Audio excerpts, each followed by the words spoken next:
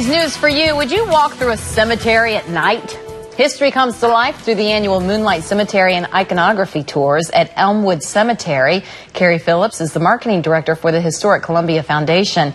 And I find this fascinating because you guys have chosen a cemetery with a ton of history in it, 160 years plus. Yes, Elmwood Cemetery was actually started in 1845. So we're talking pre-Civil War history. There are over 25,000 people interred there, including 500 Confederate soldiers and some of Columbia's most notable historical residents. Yeah, we learn about prominent people of the greater Columbia area who were buried there during these tours. Yes. One of my favorite stories is William and Mary Hunt.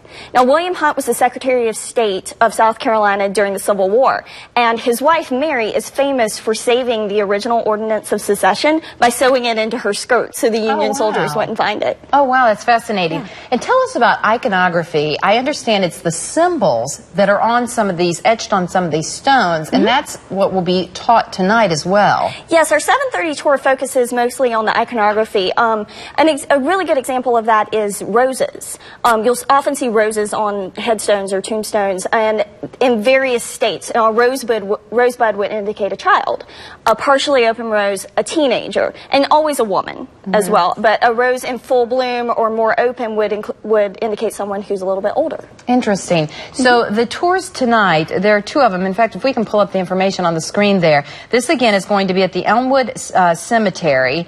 It's the annual Moonlight Cemetery and Iconography tours. It's located off Elmwood Avenue. Secrets from the Grave Iconography tours.